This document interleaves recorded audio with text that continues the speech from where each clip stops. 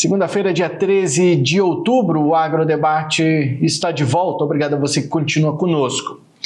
O assunto da vez é o plantio de soja em todo o Brasil, que chegou ao índice, segundo a AG Rural, 14% no Brasil. Paraná em primeiro lugar, liberou o vazio da soja por primeiro.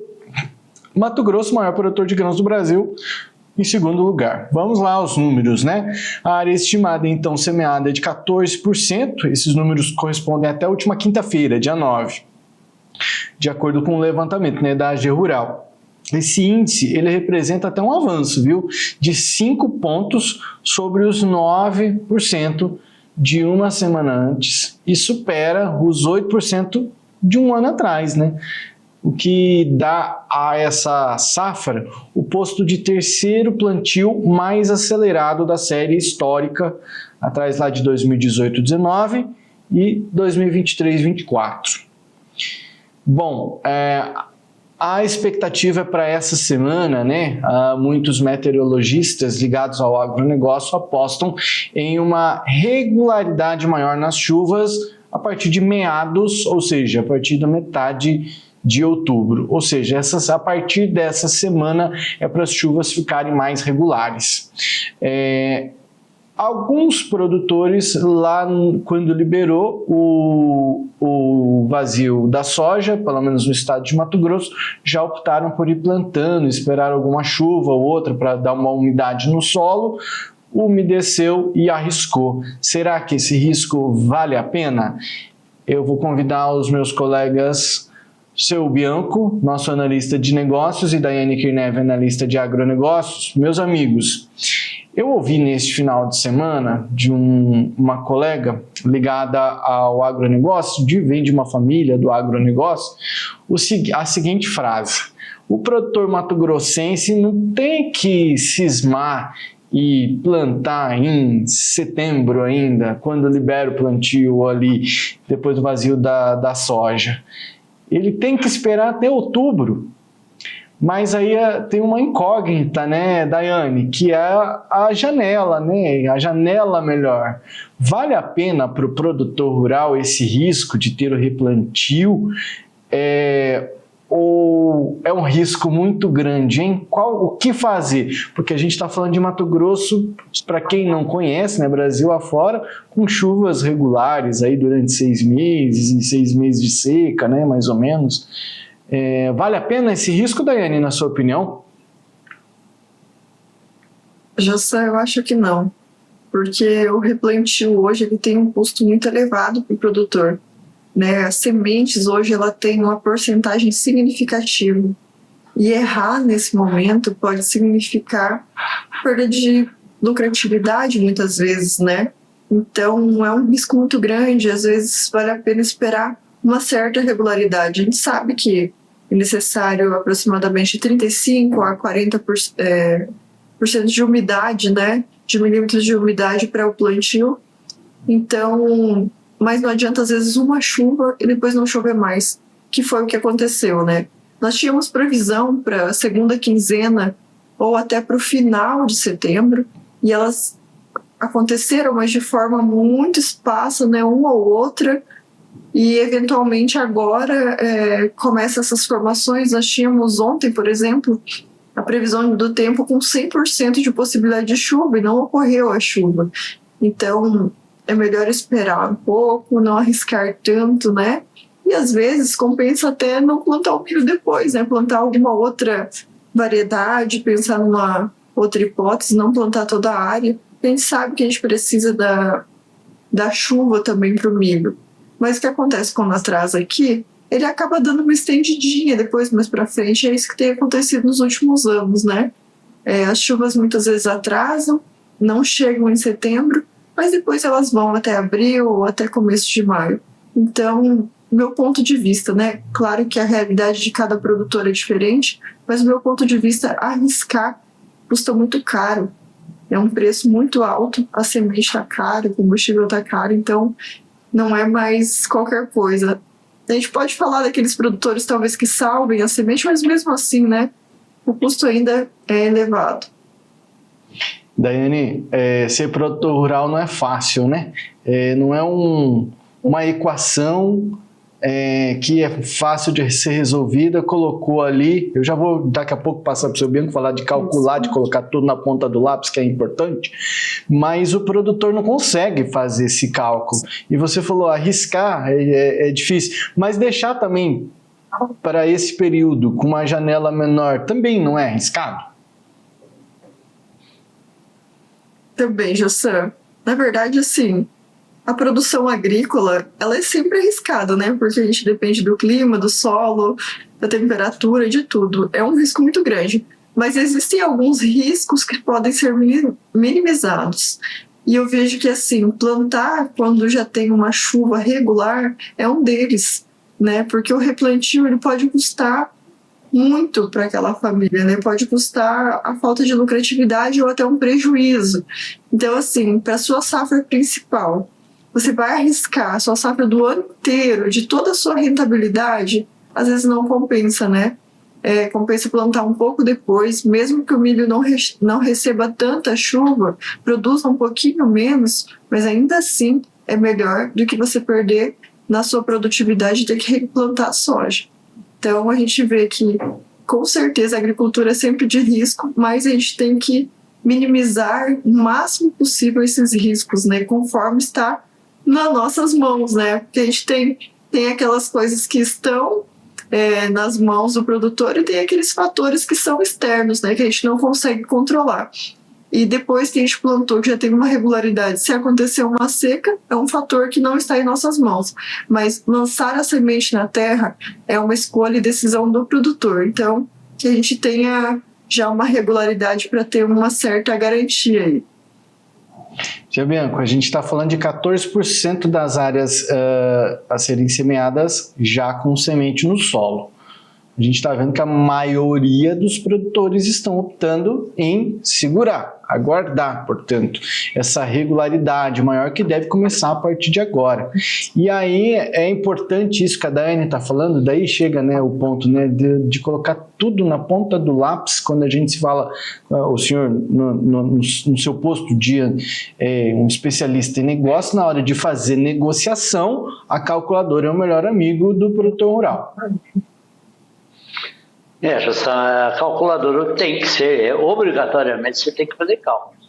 Eu iria ampliar um pouquinho a conversa da Daiane, que é o seguinte, hoje, Mato Grosso em si, nós sempre pensamos que a safra é a soja e a safrinha, ou segunda safra, o valor a safra de menor valor é o milho.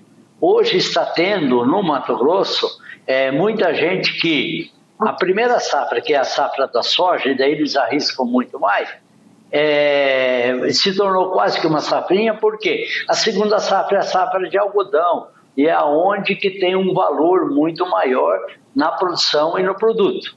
Então, esses produtores, teoricamente, desses 14% que já lançaram semente no solo, a maioria, no meu entender, são produtores que eles arriscam muito na soja para ter a safra cheia de algodão. Então, eles até não questionam muito um pequeno prejuízo, de repente, de um replantio, alguma coisa assim, na soja, porque a safra melhor e a safra que eles se focam mais é o algodão, porque esse tem um valor muito maior do que a safra da soja.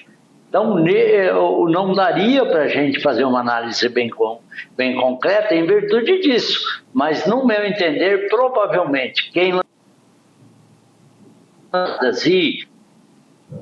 mesmo que tenha uma umidade pouca, é aqueles que querem plantar o algodão na segunda safra. Enquanto que o pessoal do milho, eles querem exatamente isso que a doutora Daiane falou. Eles querem uma segurança maior. A janela nossa não é muito boa, não é muito longa, mas para quem plantar até 31 de outubro com sementes precoces, eles vão ter a janela do milho aí até dia 15 de fevereiro para eles plantarem o milho em 15 de fevereiro e pode ser muito bem com uma produção muito boa.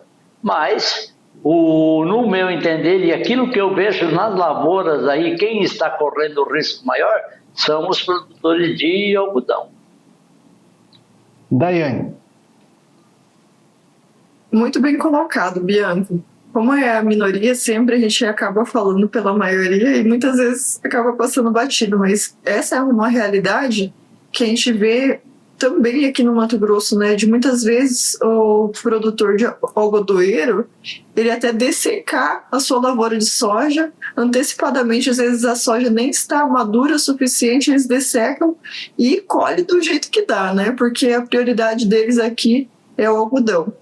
Mas uma coisa que eu queria me atentar também é que essa porcentagem só está nesse montante de 14% por causa da safra do Paraná. O Paraná já tem uma regularidade nas chuvas, então a semeadura deles está andando muito mais avançado. A gente não tem um número estratégico aqui do Mato Grosso para passar essa informação, mas o que eu sei é que essa semeadura só está avançada graças ao Paraná, que já tem a sua semeadura muito bem estabelecida porque tem regularidade de chuvas, diferente do Rio Grande do Sul também, que está com excesso de chuvas agora nesse momento, né? E não estavam conseguindo também fazer sua semeadura de forma adequada. A partir de agora a gente deve ver também, né, um aumento, principalmente na região de Mato Grosso. Seu Bianco, vamos lá. Só acrescentar, tem, principalmente no Paraná, né, que houve chuvas, e o sul do país, ele não é igual o Mato Grosso, vamos dizer, que aqui nós temos uma janela praticamente definida. O sul do país planta-se quando? Quando chove. Então, às vezes, um plantio um determinado ano adianta mais ou atrasa. Por quê? Porque adiantou as chuvas ou porque atrasou. Você pode ter uma grande previsão de boas chuvas no estado de São Paulo agora para essa semana. Então, se chover, se concretizar essas chuvas lá, você vai ver como semana que vem vai ter assim a quantidade, o percentual de lavouras plantadas vai crescer muito. Se houver exatamente, se cumprir essa previsão de chuvas, principalmente para o estado do Mato Grosso. E como a Daiane falou, no Rio Grande do Sul está chovendo demais. De repente, então, estanca as chuvas lá, aí vai ser plantio de tudo que é lado, de São Paulo, do Rio Grande do Sul, todo mundo plantando e plantando muito. Será que é motivo da gente entrar em outro braço dessa história toda, que é inclusive esse vazio? Será que é tão necessário assim, né? A gente já discutiu um pouquinho sobre isso, né? Seu Bianco mesmo, eu não sei, eu acho que a Daiane tem a mesma opinião também, né? De que talvez ele já não seja mais tão eficaz. Daiane. A gente acredita que ele não seja mais necessário, né, Jussan? Ele veio por conta da ferrugem asiática, mas hoje em dia já existem produtos muito eficientes, né, que combatem os patógenos da ferrugem. Então, eu não acredito que ele é mais necessário. E muitas vezes ele acaba travando, né, o produtor de outras possibilidades. Por exemplo, dar um exemplo, né, aqueles produtores que têm as irrigações, né, na propriedade, os pivôs, eles poderiam já estar adiantando as suas lavouras, mas muitas vezes ficam esperando algo que às vezes nem tem mais funcionalidade, né? Existe porque está ali no papel e eles não têm interesse em mudar. Seu Bianco, para alterar isso, o que precisaria se fosse fazer uma mudança aí? Não, tem que mudar a lei, né, Jussan? A lei hoje, ela tem que existe esse vazio sanitário. Essa lei foi criada em virtude de que não haveria, se a ferrugem asiática atacasse como atacou, não havia venenos suficientes e com bastante eficiência. Então, o que tem? Hoje, conforme a doutora falou, já tem venenos, estudos e venenos que combatem essa ferrugem. Então, hoje, talvez o atraso desses plantios talvez não seja tão eficaz como de deixar plantar um pouquinho mais adiantado e você gastar um tanto quanto com controles dessa doença que é a ferrugem asiática. Muito bem, a expectativa então é de chuvas daqui para frente, né? Meados de outubro, pelo menos para a região centro-oeste. Como diz o meteorologista e consultor em clima, o Francisco de Assis Diniz, ao site Notícias Agrícolas também. Mas é aquela história, né, que a Daiane falou agorinha, né, Daiane? Existia a probabilidade de chuva, de chover 100% ontem aí, né? E, na verdade, não choveu. Então, trata-se de uma previsão. Mas a expectativa de regularidade maior nas chuvas. Agora a gente deve ver também um aceleramento maior na semeadura da soja nesse período. Ficamos de olho e torcendo mais uma vez pelos nossos amigos produtores, que essa seja uma ótima safra mais uma vez. Daqui a pouco eu chamo vocês de novo, meus amigos. Vamos fazer mais um intervalo comercial. No próximo bloco, a gente fala sobre um novo projeto do PT para dobrar impostos sobre casas de apostas. Essa é uma alternativa àquela medida provisória 1303, que nós discutimos bastante na semana passada e que caducou no Congresso, já que não foi votada. E agora o PT apresenta esse projeto aí para dobrar imposto sobre casas de apostas. Agora parece que acertou, não é cobrando do agronegócio. A gente volta já.